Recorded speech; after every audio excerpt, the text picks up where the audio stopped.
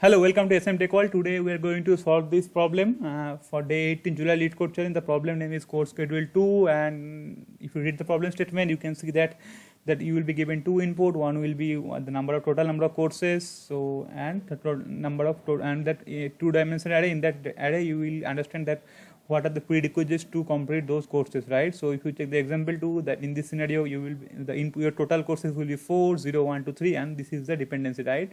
So what this means, right? So if you see that to complete the course 0, you need to complete the course 1 also, and you need to complete the course 2 also, right? Similarly, to complete the course 1, you need to complete the course 3 first, right? Similarly, again, to complete the course 2, you need to complete the course 3 first, right? So and then you need to return the sequence in which you can complete all the courses, right? And if you don't find any sequence in which you can complete all the courses, then in that case you need to return in blank array, right? So basically you need to find this. So there can be multiple sequence. You can return any of the one sequence, right? So let's solve it using Java today. So basically, if you read the hints and all, you can understand that you need to use the topological sorting here. So let me explain the topological sorting, and then I am going to explain the code also and write the code also in Java. Okay, so before know the topological sorting, you need to understand what is DAG, or direct acyclic graph, right? So you can see that if I made one graph using this input array, prerequisite array, we can create this kind of graph, right? So you can see that. So what is the DAG? DAG means directed. So every edge has a direction, right? So you can understand that you can go from 0 to 1, right? So this is a directed graph, and in this graph you can see there is no cycle, right? So this is the DAG, or direct acyclic graph. But if you check this example, suppose your input is like this, and if you from the graph using this in prerequisite input, you can see that this is also directed graph, because everything has every edge is directed edge. But here you can see that there is a cycle inside it, right? So in this case you need to return the blank. So if you encounter this kind of scenario, this is kind of a deadlock thing, you need to return the blank response, right? That means you can't cover all the courses, right? Because it's all have dependency. Okay, fine. Now, so this is the concept of DAG. So for doing the topological sort, there are multiple ways. You can use BFS, you can use DFS. Today I am going to use DFS. So first condition is the graph should be a DAG. There should not be any cycle, and the graph should be directed. Okay. So at first, what I need to do, I am going to create my adjacency list, right? So adjacency list is nothing but the representation of this graph using a map or list, something like this, right? So that we can iterate through and we can run our logic. Okay. So since I told you I am going to use DFS, so I am going to use two array. One will be the result, in which I am going to store all the results or the sequences, and I am going to use this visited array to keep tracking that which node I am already visited. So this is the concept of this visited concept is already there in the DFS. So there can be, so in this case we don't know from where should we start, right? We can start from anywhere, right? So you can start from, so probably we can start from 0. Okay. So from 0 I can see, okay, I can go to two places, right? Either one. So initially visited will be my 0, right? Everything will be 0 initially when we will declare. 0 means we have not visited those nodes, right? So I will start from 0. Once we visited those nodes, but we have not put that in result array. In that scenario, I am going to mark it as -1, right? I started with 0, right? Then I will check from 0, where can we go? We can go either to 1 or either to 2, right? So probably we go to 1 at first, right? So in this case, again, I will put 1 as -1. That means we already visited it, but it is not in the result array. Okay, fine. Now, what I need to do, I need to, from 1, again, I will check. From 1, I can go to -3, right? We can go to 3, right? So it will be -1. Now I will check from 3, I can't go anywhere, right? And this is the end, this is the dead end, right? So once you see that there we can't go anywhere, then I will make it +1. +1 means I already visited this, right? So once I see that, for further iteration or for further traversal, if I found that my node, if my any node in the visited array is 1, that means we will not go through that route again, right? We will not visit that node again. That is the concept of DFS, right? So now I am done with 3. I am going to add 3 here, right? So it will be 3. So my first visited node will be 3, and I am going to put it here, right? Then I will come back to 1, right? Then again check from where can we go to any other places? No. Any other node? No, right? So I will make it 1 also, right? So let's make it +1. and I'm going to put it 1 here, right? Now again I will go back to 0 now. So again 0 is not visited, still it's -1, right? So again I will check, I already visited 1, since 1 is already 1, then there can be another route, right? I can go to 2 from 0, right? And 2 is still not visited, right? So I will make it -1, and again from 2 I will check from where 2 I can go 3, but 3 is already visited, we don't need to visit it there. So I can safely make it as +1. I can put this in the result array, right? Again I will come back to 0, and I can see that from 0 I can't go anywhere else because I already visited 1 and 2. Then I will make it also +1, and I will add it in this result array, right? So this can be one sequence, 0 2 1 3 code sequence, right? You need to return this result. Okay, so let's write the code also, and I will explain it further. So at first I already told you I need to create one adjacency list, right? So I am going to probably use map. So let's design it here, how it looks. So I will start for the each node, right? So at first I have found 1 0, right? And I need to create one edge, right? I need to create one record in this adjacency list. So I will start from 0, okay? So from 0 I can go to 1, okay? So I will go to add here. From 0 I can go to 2 also, right? So again I am going to add 2 here. So this is for the key 0. I am going to maintain, for each key I am going to maintain one array list from where I can go. From that root node from where I can go, the destination nodes will be in a array list, right? Or list, anything. Again I will do it for 1. For 1 I can go to 3 only, right? So in this list there should be only one value, 3. And again from 2 I can go to 3 only, okay? And from 3 we can't go anywhere because it don't have any outside edge, right? Or outward edge, so we don't need to put that entry in our list, right? So let's write the code. I will explain it further also whenever it's required. So at first I need to take one counter here for inserting in the result array. I already showed you. So I will take one counter, then I will need to initialize this counter here. So it should be the number of courses minus 1. I will use this counter to just insert in the result array only. Okay, after that I am going to initialize my result array. It should be a new integer, new int array, and its size should be number of courses. Again I need another array for visited to track for the keep tracking thing, for the tracking purpose. Let me declare as also a new integer, new int, and it should be like this. Okay, now what I need to do, I need to create my adjacency list, right? So before creating the adjacency list I need to declare that, right? Let me take one map here, and I already told you I am going to take integer as my key, and I am going to store list as value, right? So it should be integer, and let me name it as map only, and I'm going to use hash map implementation, right? So it should be an hash map. Okay, that is enough for our declaration. Let's iterate through our prerequisite array and insert, right? So let me name it as course, and it should be an array, single dimension array. And what I need to do before inserting in the map, I need to check that if my map is contains that, right?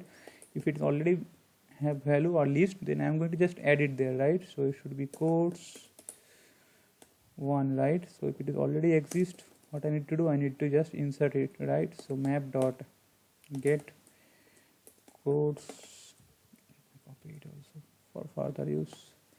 It should be codes 1, and I am going to just add it, right? I am going to add the code 0. I am going to just add the age there. Else if it is not there, then I have to initialize it, right? So let me initialize on blank array list at first, and it should be an integer type, and it should be a new array list. Okay, and now what I need to do, I need to add my age in that list. So it should be 0, and then I need to put it in our map. So it should be 1, and it should be L, right? So using this portion I'm just creating my adjacency list, right? This thing I'm building.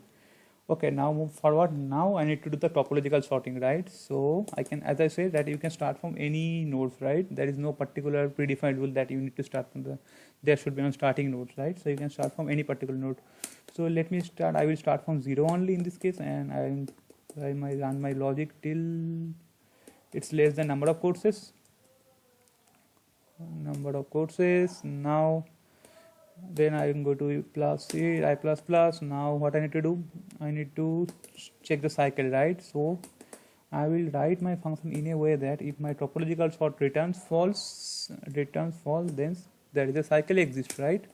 And I am going to just return the blank array. So it should be a new int 0. Okay, and else we are going to return our actual result, right?